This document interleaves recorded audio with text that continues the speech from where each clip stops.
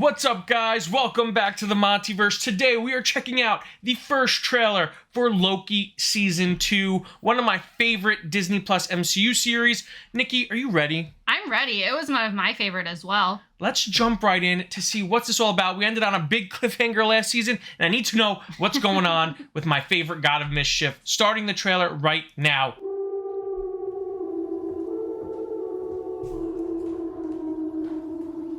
Well, so this is directly after the end of the finale. I would hope so. We have a little bit of a situation we wanted to run by you. Mobius! Wow! Oh. Great to see you again! Oh, jeez. That's what's been happening. Wow. Time slipping. Wait, you know that? Yeah. You've seen that? Yeah. Can you fix that? No. It's impossible to time slip in the TVA. I know, but we just saw it happen. Yeah. Oh my god, I'm so excited to see him. I've been pulled through time between the past and the present. Hello? If what I saw is true, Sylvie? there's nothing to stand between this world and utter destruction. Only one way to find out. Little good old-fashioned legwork. Ooh, this is Listen, the we have end of different styles. You're a Quantumania. man of action, which is fine. I take a more slow, deliberate, cerebral approach. It's really goodbye. That looks very green for key lime, though. Yeah. Like, unnaturally. Oh, It's up to us. B57. To save this place. Is this cracked? Whatever we do, Oh, that was the timeline. we're playing God. We are gods.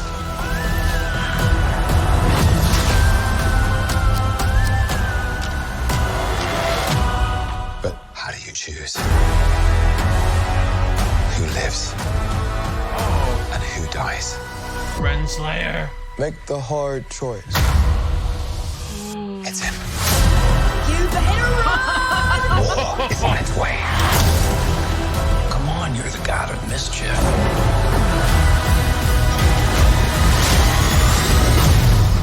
Always have been. Always will be. That looks so good. A little over the top, don't you think? I thought it was spot on.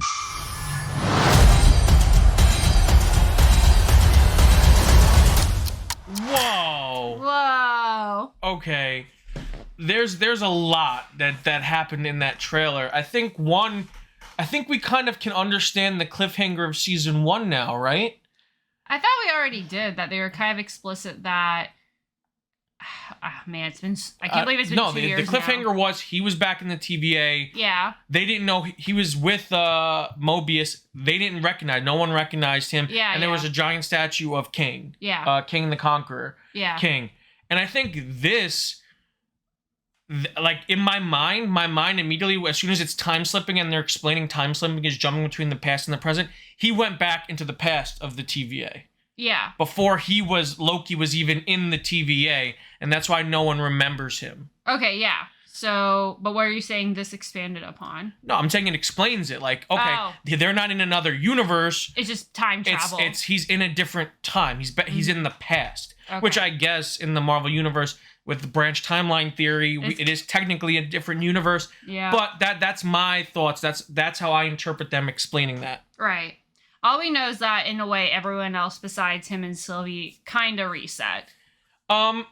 Yes and no, because it looks like Mobius is back on his Mobius game. It looks like it feels like, and not only that, but we see Mobius recognizing Loki and having the same rapport. So I don't think that happens. Like I think Mobius will remember him. He will, but I'm saying where we left off though. So yeah. I'm assuming in some capacity, like obviously they're interacting like they did before, so that either he like helps him remember or something happens that makes him remember. Yeah, and Renslayer also went missing at the end of season 1. She kind of disappeared, but it appears she's obviously in the past. Yeah. It looks like she's with Victor Timely. So yeah, like her comic book counterpart, she's going to be working closely with at least a variant of Kang the Conqueror of Nathaniel Richards. Mm-hmm. So that's interesting. I wonder if there's going to be any of that romance expanded upon that we get in the comic books as well. So I actually saw the phrase earlier today, so if you can explain, at least comic-wise, what time slipping is. Time slipping. I apologize, but I don't know if that's a thing in Marvel. Not that I'm aware of. Time slipping here, it looks like he's just bouncing in and out of time. Okay. That's what I'm assuming. Comic books are so vast, and time travel and the multiverse and universal transporting have been done so many times that I'm sure there is a version of time slipping from the comics. I don't know if this is exactly it, but if anyone out there does know, let me know in the comments. But as far as I'm concerned, I don't remember anything off the top of my head that really is like that. But I think it's just a fun way for them to kind of, and it looks like this season, which I love, is going to deliver on the promise, the initial pitch of the Loki series. Because if you remember, when Feige first announced the show, we got pictures of Loki in the 70s and, and then in the 1800s and in ancient Rome. And this season, it looks like they're going to really deliver on that. Season 1 had to be scaled back due to COVID constraints. Yeah. But now we have Loki in different time periods. Loki and Mobius, buddy cop, time travel. Well, and that's what I was really curious about, because you mentioned them and you mentioned Renslayer, but we saw other characters in different settings and time periods as well. So from your understanding, because I'm not positive, are those the same characters or are those alternate versions, do you think? I think we're going to find, because again, a lot of the characters in season 1 started remembering that the hunters and the timekeep, every branch of the TVA, the Minutemen, the Hunters, they're all real people that were picked off from the timeline and brainwashed to work for the TVA. Like they all thought they were created by the timekeepers, like all the propaganda. So I think we will be meeting the real versions of, like B-57. And there was a quick shot of Loki in front of a motorsports store. So I wonder if we're going to be meeting the OG Mobius and if he's going to be some sort of jet ski dealer or power sport salesman. And I want this guy to just ride his jet ski. Now, there's nothing I want more. I like more than the Avengers beating King. I just want Mobius to ride a jet ski, I think, at this point. I mean, hey, he got pie, which is kind of a consolation if it didn't look really fake as hell. I mean, listen, for all my pie aficionados out there like myself, we know that key lime pie should not be green. That is not what the color should be. And it came out of a microwave, so that's very sus anyway. But Mobius is a very simple man. He enjoys the simple things in life. I don't expect him to be a snob, a pie snob like myself. So I forgive him. I'll have some pie with Mobius. Aww. Not that big a deal. That's very giving of you. Very giving. There's nothing really, this stuff with Sylvie interests me because it looks like Sylvie is kind of reeling from where she left off in season 1. Yeah, like it's the impression I get she's kind of on the run, but I think this applies to a lot of the trailer. There's a lot of stuff that we saw. I'm not 100% sure what the direction is, which I'm fine with. I love that. I never ever need to know, especially for the shows, the entire plot or premise. I kind of like that level of surprise. But yeah, it was very curious. Like we saw her in a McDonald's uniform. I think what happened is she's reeling from the guilt of what she did. Because when she killed He Who Remains, she unleashed the multiverse. Yeah. And by doing that, it is going to lead to a war. Now, I'm sure she doesn't realize that, but it's going to lead to a war amongst the King variants, the Council of Kings. And what's interesting is that this trailer kind of shows that she's worried that she's playing God, or that she played God. Right. To which Loki's like, well, what do you think we are? We are gods, So that's really interesting, and I'm curious to see where and I could be completely wrong about all of these things, but it's just my interpretation of the trailer, and that's what's so exciting, that I'm my theorizing juices are flowing, and there's so much I want to talk about, but it's like I don't really know which way they're going because there was so much. They just showed so much. Yeah. Quick flashes of things like Loki in a prison cube and Stave Puft Marshmallow version of Miss Minutes. So glad to have Tara Strong back as Miss Minutes because she's awesome.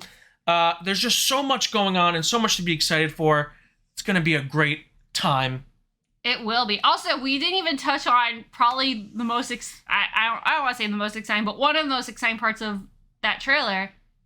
Oscar winner, Ke Kai Kwan. Oh, Ke Kwan, yes. He's going to be playing Obi I don't know. I think it's short for Aurora Boreas. If I remember the D23 panels right, but he seems fun, and he's gonna bring a very fun energy to this show.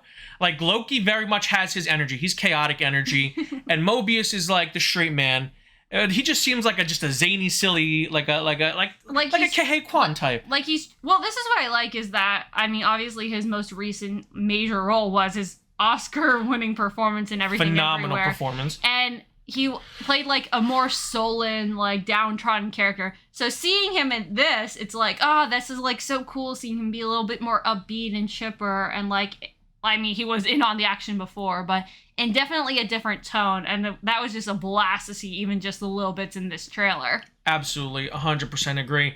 Loki season 2, I'm excited. I'm going to be watching it come October. Absolutely. I'm excited. And to your knowledge, do you know if there's going to be something else after this, or is it just 2 seasons? Because this is the first Disney Plus series I think that even has a second season. Well, What If? This and What If? I think What If was confirmed. Well, yeah, it's going to, but this will be the second season to air. Oh, to air, yes. Yeah. 100%. This is the first. If you're not counting the Netflix stuff, which we shouldn't because Kevin Feige doesn't.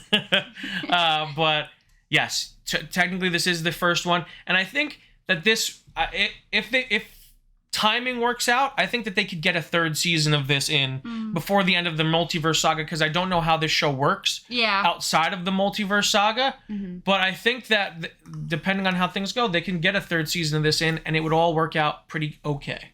I think so too, but at the same time, like we said, we don't really know what's going to happen, so that might just remain to be seen. But that is interesting to see that kind of vary up from all the other shows that have just been one-offs, and see how it acts as a continuous format within the MCU.